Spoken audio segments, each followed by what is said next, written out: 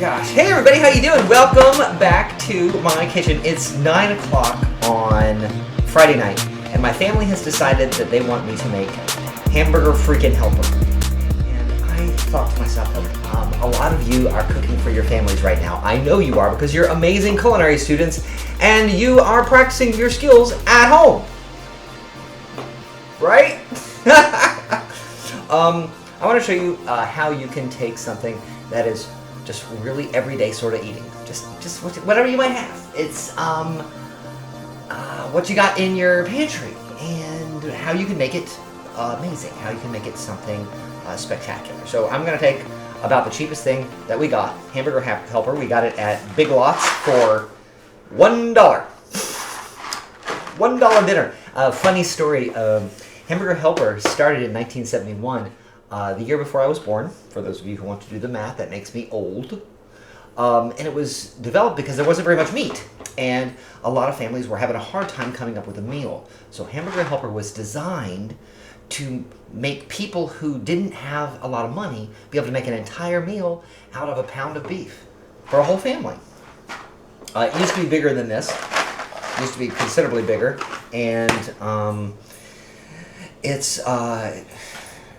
we're gonna make it better. We're gonna make it better. Ready? So let's get started. Hamburger Helper, gourmet style. Meat prices are sky high, and I'm trying to keep my food budget down to earth. Hi, I can help. The helping hand from Hamburger Helper. At your service. You can help me save. Sure, because Hamburger Helper can help you turn just 1 pound of hamburger into a delicious hearty dish in a snap. Enough for your whole family. Mom, this tastes good. And it keeps your budget from getting out of hand. Hamburger Helper, when you need a helping hand. First things first, I have some hamburger meat that has been thawing under cold running water. You guys remember, right, that hamburger, all meat that is frozen, it can only thaw in one of 3 ways, right? It can thaw in the refrigerator, which sometimes takes a really long time, but that's the safest way because it never gets into the temperature. It can thaw in the microwave, but then you have to cook it right away, and you have to cook it more than you normally would because it was reheated in the microwave, or was thawed in the microwave. Cold running water is best. I had it sealed in some cryovac, so it's good to go. We're also making a little bit more hamburger. We're putting extra meat in because my family likes a lot of hamburger meat in their Hamburger Helper. That's just the way it goes.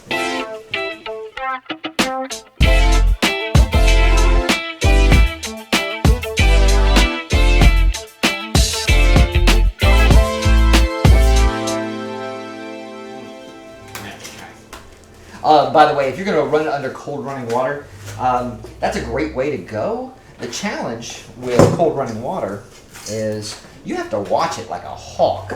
As soon as it starts to thaw, you got to pull it out, and the water has got to be cold.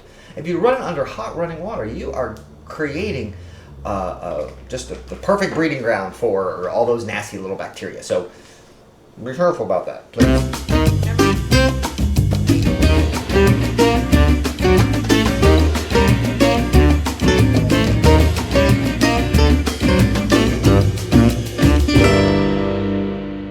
Hamburger meat, ready to go. We're going to trim up some scallions, some parsley, some garlic. I'm going to add a little chili paste because my family likes stuff a little hot. You know, I bet your family does too. Best way to stabilize your cutting board, put a damp washcloth right underneath it, flip it over, and now that baby's not going to slip around any. Perfect. Almost perfect. Pretty dang close to perfect. Still not perfect. Perfect! Awesome! Let's start off by, we're going to use these green onions. I just happened to have these in my fridge. We had baked potatoes a while back, and they weren't in great shape. I trimmed off all the iffy leaves, and the first thing that I'm going to do is make some onion that I'm going to saute. And the way I'm going to do that is I'm going to save the top of my greens, all this section over here, for the garnish that's going to go on when it is finished. So it has a little bit of crunch. One of the tricks of taking prepackaged foods and making them taste better is what you add. It has to complement the flavor that's already there. A lot of times what people will do is they'll get some prepackaged foods and they'll just start throwing crap in that they happen to like. Sometimes that works, and sometimes it doesn't. The reason it doesn't, either because they have gross taste buds and they're gross people and they're disgusting and they should never cook anything for anyone because they're nasty, or more likely, they put in some flavors that didn't complement that pre-made food, that prepackaged food. We're just going to slice these into circles.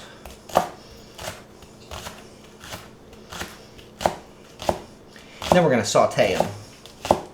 We're also going to use some, oh, by the way, a green onion is simply a white onion that was picked before it matured. True story. Not the same thing as a chive.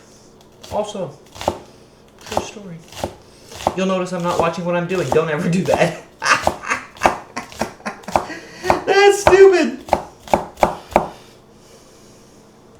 All right, we got our green onions. We're going to put in a little garlic because the flavor blend that we're working with today is cheddar cheese something. Cheddar cheese melt. Fun fact, there is no cheese in there. The way they make that cheese powder is by freeze drying and grinding and then adding a number of chemicals that taste kind of like cheese.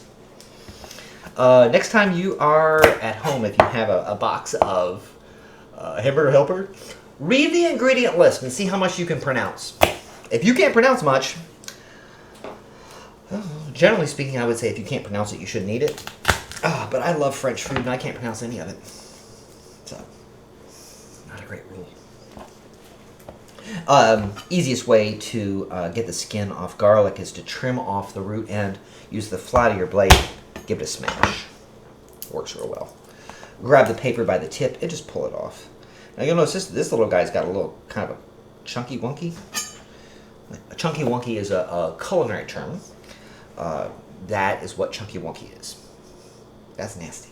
No chunky wonky. Mince that up real fine.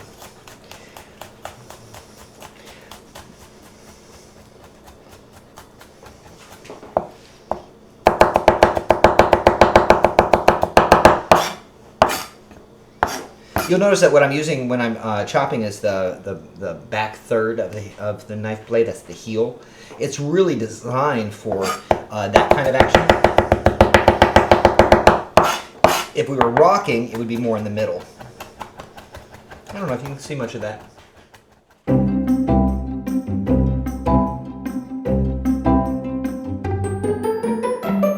I'm also going to add a little bit of chili paste. This stuff is amazing. Chilli garlic, also known as sambal, is this amazing condiment. It started in India and then just kind of spread all over the place. It's used a lot in Chinese food, and I gotta say I'm kind of addicted to it. So I'm just gonna leave this off to the side. I'm probably not even gonna measure it. I'm just gonna dump in like a teaspoon, a good teaspoon. Then I'll taste. Probably add some more. The parsley. Now, a lot of my students have this idea that parsley is always a garnish. It's only a garnish. You just chop, you just put it on the top, and oh, isn't that pretty? Oh, it's just so pretty. I got a little parsley on top. Boo. Parsley actually has really good flavor. And we're going to be using it as for flavor and to add a little bit extra color. We're not just going to sprinkle some on top because that's, you know, A, boring, really boring. And B, boring. we're trying to bring this up a couple notches.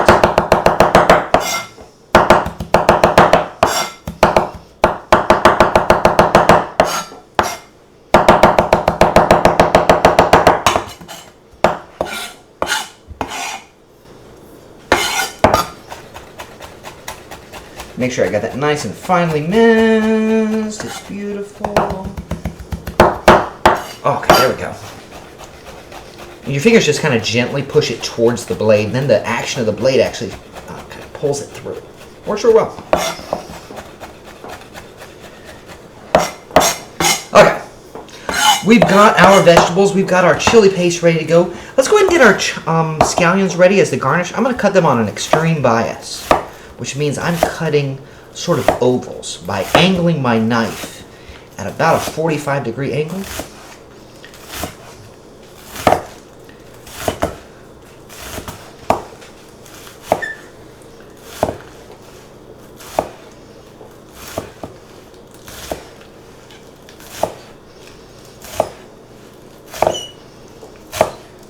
All right.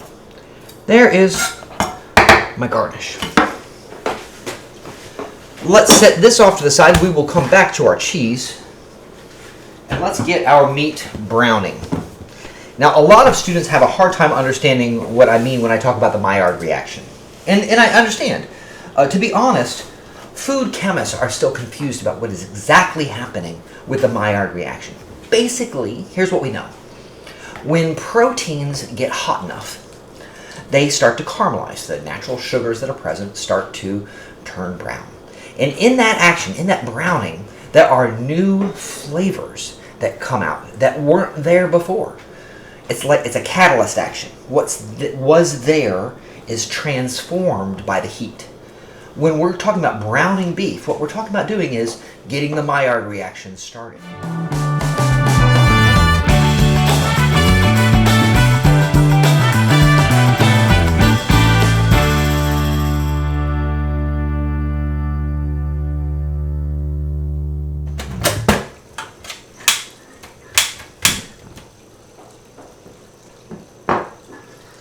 Ooh, flame.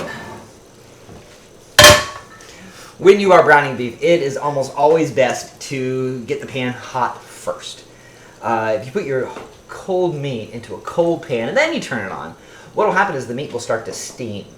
We don't want it to steam, we want it to brown. Thank you very much, sir. Yep. So we are going to take slightly more than a pound of this meat and get it ready. It's going to go right in here. We'll know it's ready because there's a couple drops of water that I left in the pan. I left them in there so that when they start to sizzle, I know the pan's ready. Chef trick. Write it down. Chef trick. Put a couple drops of water in your pan. Turn it on. When the water starts to sizzle, pan's ready. Chef trick. La la la. La la la. Yummy beef in my belly. So how's your week going? Good? Pan's ready.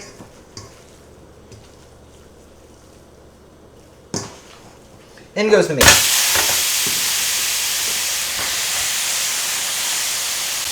Another thing about browning beef, if you put all of your beef in there and there's no space on the pan for water to come out, you're not going to brown it for very long. Meat's going to give up a lot of its juices really fast. It doesn't really matter what the meat is. It's going to give up its juices pretty fast in a hot pan. Those juices will start to steam what's there, and we don't want any steaming. So if you see that if you can't see the bottom of the pan while you're browning, then you clearly aren't browning your beef. You may be burning your beef, but you're not browning it.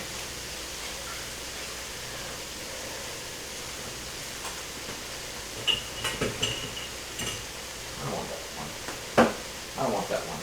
I want this one.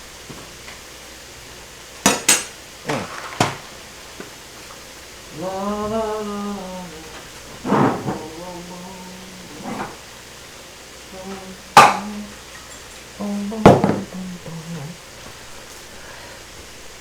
do do do do do do do do do do.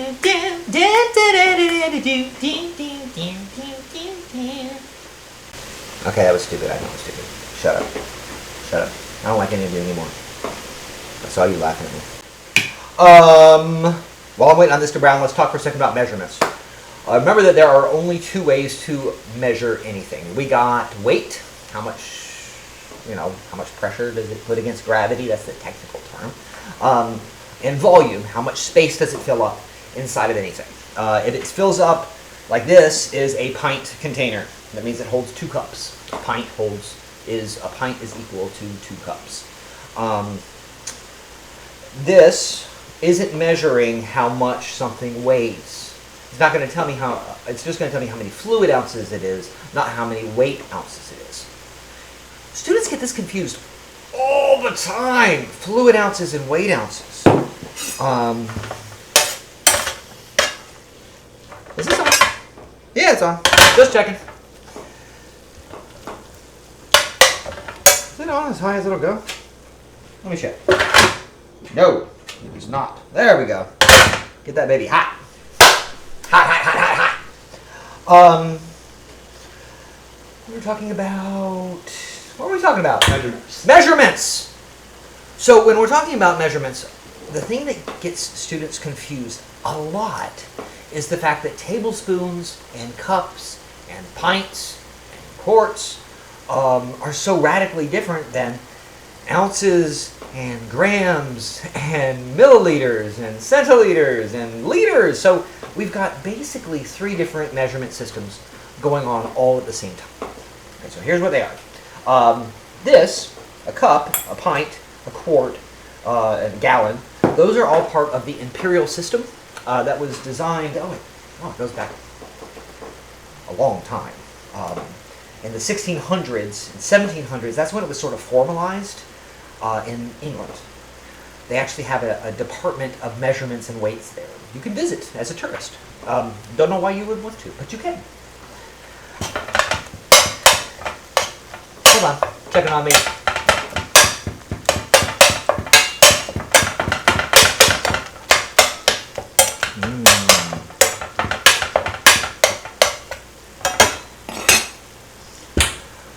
When Americans left London and started a new country, they weren't Americans at the time, they were English people, but they became Americans later on. Check with your U.S. history teacher. They brought that system with them, the imperial system with them. They changed it though. So let's say you have a British recipe and it calls for a cup or a tablespoon or a pint or a gallon of something. You actually have to be careful because cups and tablespoons and pints, they're all slightly different in the London measurement and in the American measurement. Your textbook calls it the conventional system. Cups, tablespoons, pints. There are some of these that you need to know. Here are the ones you need to know. You need to know that 1 tablespoon is equal to half of an ounce. 2 tablespoons is equal to 1 ounce. You need to know that 3 teaspoons is equal to 1 tablespoon. Gotta check my meat. Starting to look good here.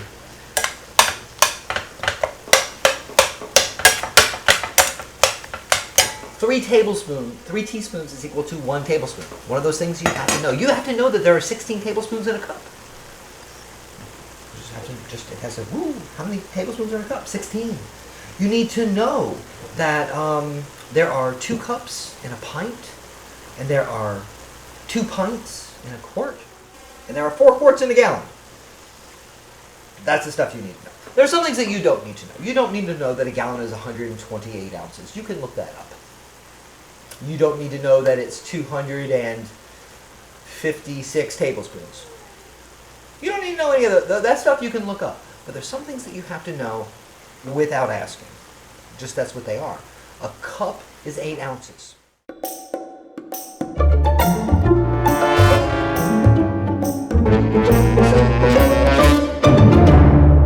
My meat's ready. So once you can't see any pink in your meat anymore, it is time to drain it. Thank you very much. We have 2 kinds of strainers. This is my favorite. It's called a China cap because it literally looks like it's a... See, it's a cap. China cap. It has a little hook right there so it can sit on the edge of a sink or on the edge of a pot. And you can drain, if you wanted to save, like if you say you're draining stock and you wanted to save all that wonderful juice that you just made. In our case, we're waiting until we don't see any pink. Then we're going to go ahead and strain this baby. Then we're going to immediately put the pan back on the heat. Going to leave all that delicious little cooked brown meat on there. That little cooked brown meat that's called the fond if we were French-speaking people. F-O-N-D, fond. Get the pan hot again. Very, very hot. Then we're going to add first our onions and then our garlic. Garlic goes in second because garlic has a tendency to burn. As soon as you can hear the sizzle, hold on, let's hear the sizzle. Once you can hear that delicious sound, in goes the white part of your green onions.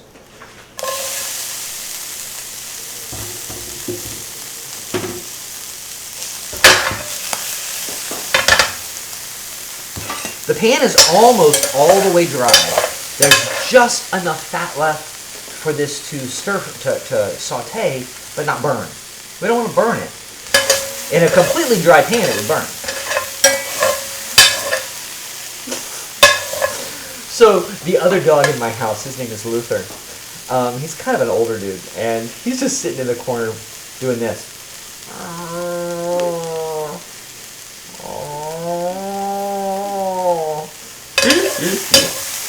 I have no idea why.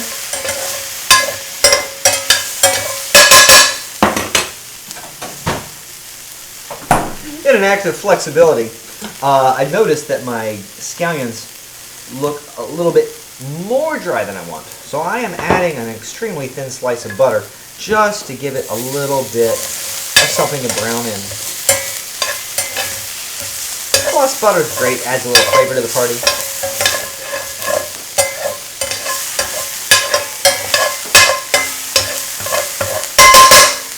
So the recipe, if you can call it a recipe, on the back of this box says that I need to add some milk and some water.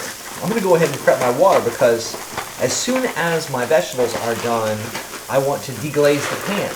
The word deglaze means to dissolve all of the food proteins that have caramelized on the pan back into the sauce so it doesn't just sit there and burn. Deglazing is an important step in pretty much all stovetop cooking. Beautiful. Let that sit. I'm going to go ahead and get my water ready. When you are measuring in volume, it's very, very, very, very important. That was 3 varies. Very, very, very important that you actually squat down and look sideways. So, like, I'll put this underneath the camera so you can see. How much water does that look like? You have no idea. Nobody does. It is 2 cups. And that's more water than I need. The recipe calls for 1 1/3 cup hot water. I gotta be honest with you, I have no idea why they want it to be hot. So what we're doing right now is we're deglazing the pan. All of that liquid, it's going to pick up all of that amazing caramelized flavor that's in there. And you go, Chef, I see little black bits. You made it burn. You suck. No. That dark brown stuff is the caramelization that I was shooting for. I want that there. I didn't do it by accident. And here's the thing. When you know what you're doing, it really doesn't matter what you're cooking. Your skills will tell you what to do next, how to adjust it. That's why we spend so much time talking about skills rather than individual recipes, just so you know. Now that my water is going to come up to a boil pretty fast, let's go ahead and get the milk ready. How much milk does it call for? 1 2/3 cups milk.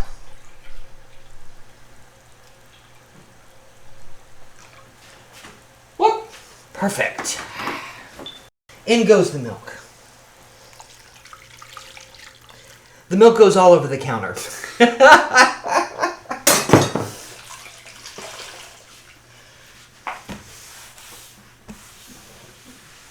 There we go. That's much better.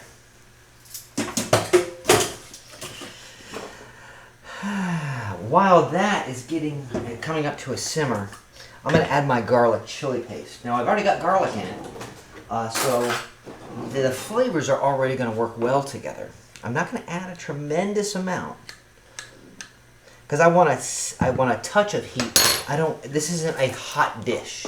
The difference between a lot of folks, when they start cooking, they say, I like spicy food, so they make everything really, really hot.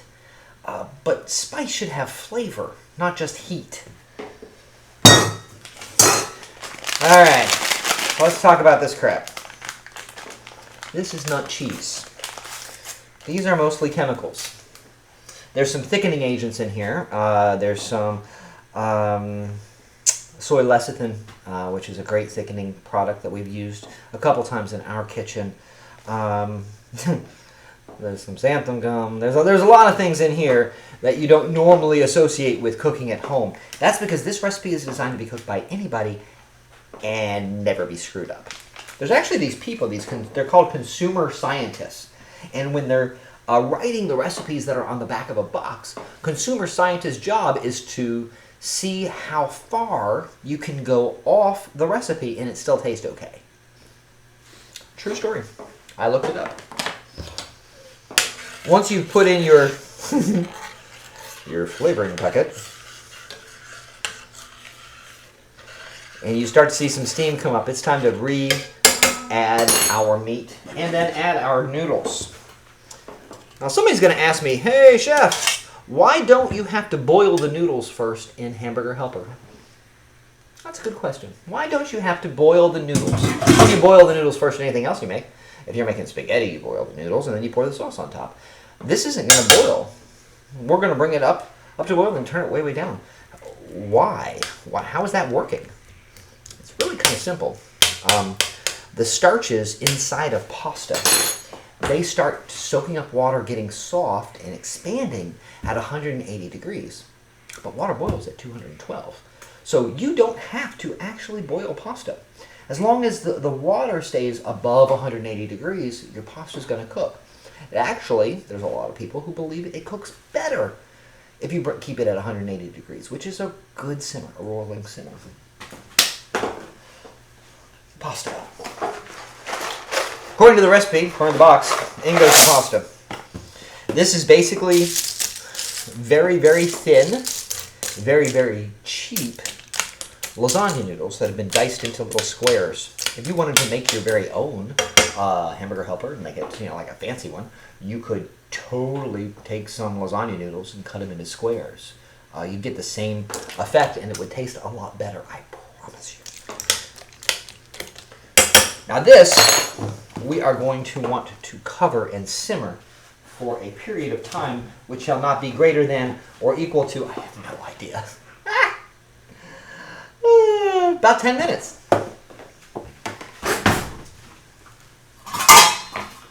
On goes the lid, and we're going to let that baby simmer. The funky flavor blend, there you go. Alright, so think to yourself, this flavor blend is called cheddar cheese melt. What could we add to it? What else could we do to it that would kick up the flavor a couple notches? We've got some chili paste in there. We've got our parsley. Don't forget our parsley. We've got some sauteed scallions, the whites of some sauteed green onions. We've got a little bit of garlic. So far, that's all we got. What else could we do? Well, I'll tell you what I'm going to do. I'm going to put some real cheese because that fake cheese powder crap isn't going to do it for me, baby. We are going to add some white Tillamook cheddar, which I just happen to have around the house, and I didn't know what else to do with it, so I thought, hey, why not this? If we're going to make gourmet, you may as well go all out, right? We'll let that simmer. This has to be covered. Fun thing about cheese when it's melting, different cheese melts at different temperatures, primarily because of the water content in the cheese. So let's say you got some mozzarella, high water content, really, really high water content. It melts at a low temperature, about 150 degrees. The harder the cheese, which is to say the less moisture that's in it, the higher the temperature has to be. And there are some cheeses that are very hard cheeses, like Parmesan. Perfect example. Parmesan doesn't really melt at all, even when you get it as hot as cheese will go before it starts to burn, which is 180 to 185 degrees. So even when you get it up that high, cheese is not actually melting, really hard cheeses. So good melting cheeses are cheeses that are somewhere in the middle.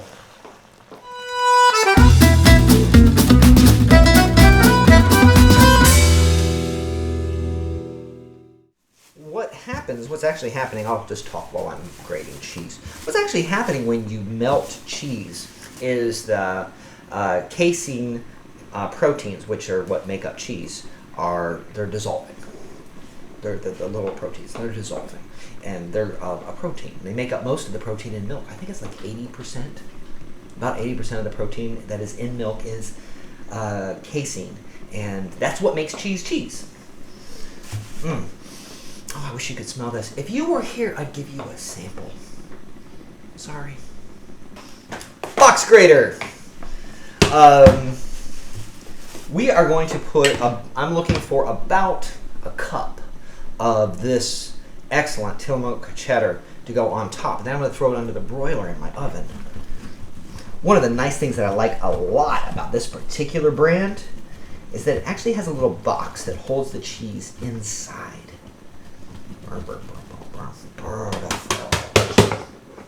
Just like that. Who put the box in backwards? Who put the box in backwards? Someone put the box in backwards. It's going to be a mess. One of my family, I love them so much. Okay, see? You see how this is supposed to work, right? There's a box and it goes on the bottom and it collects all the ingredients and you just dump it out like that.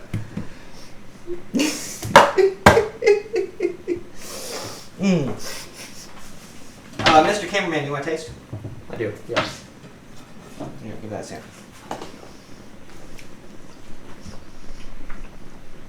Go, Michael. Very good. Go, Fargo. Very smooth. That's good stuff. This is going to melt real nicely. Let's check on this. We don't want it to burn. And because it's got a lot of milk, the milk is what's going to potentially burn here.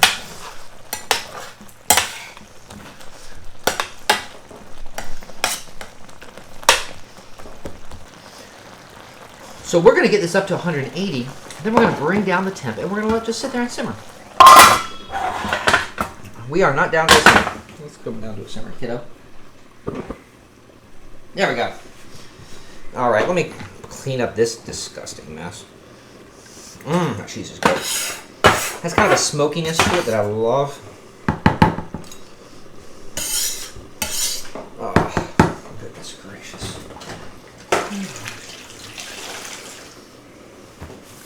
It has been the appropriate amount of time. Now, generally speaking, right about now, you can go ahead and turn this off, leave it covered, and it will continue to cook and finish the cooking process in something called carryover cooking.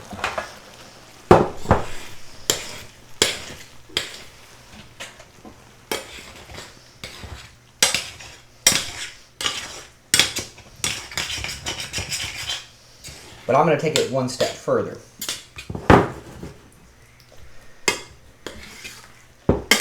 Get it, look at the way I wanted the pan. Then I'm going to take my cheese and dump it on top. The heat in the skillet is enough to melt my Tillamook cheddar. But I actually want it to brown a little and get just a little bit of crispiness to it, so it's going to go underneath the broiler. I'd say for like 5 minutes or so. While that happens, I'll clean this up. Anybody have any questions?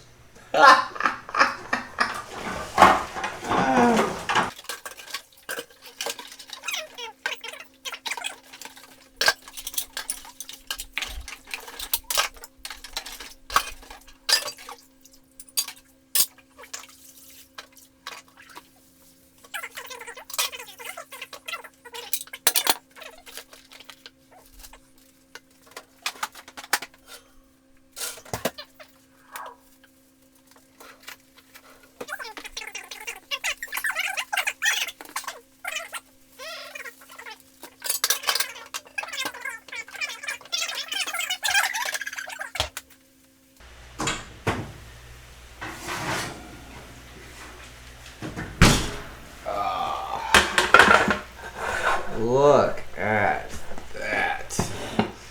That is gorgeous. Let me put this on here so I remember it's hot and I don't burn myself. So, we went from that to that.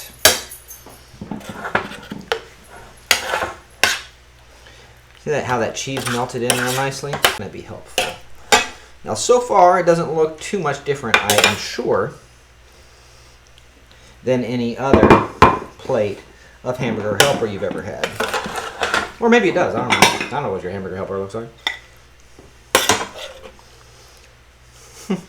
Looks the same as my family always gets.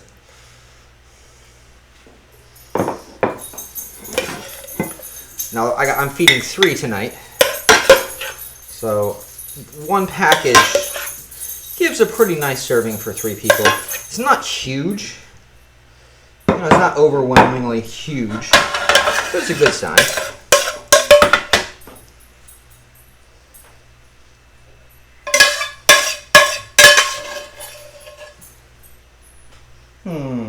Who's still missing some?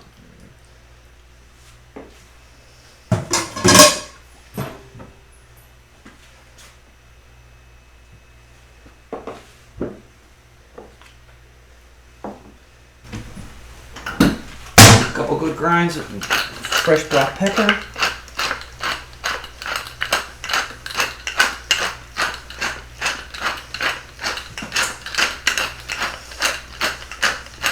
And we are ready to go.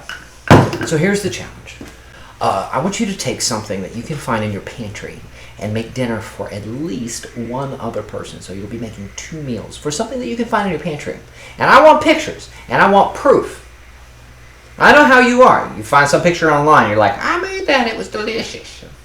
I want to actually see what you made. Tell me in the description. That's the assignment. All you're going to do this week is this one thing. You're going to make some food with something that you can find in your pantry. Here's the thing. It really needs to be a prepared food that you then make better. Okay? So make some prepared food. Something that came out of a box. Something came out of a carton.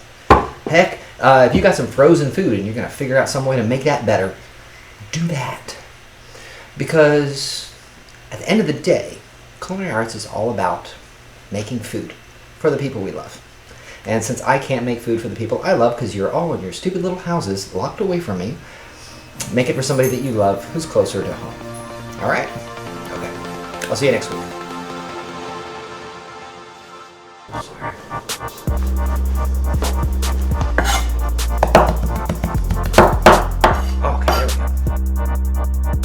Okay, see? You see how this is supposed to work, right? There's a box and it goes on the bottom and it collects all the ingredients and you just dump it out like that.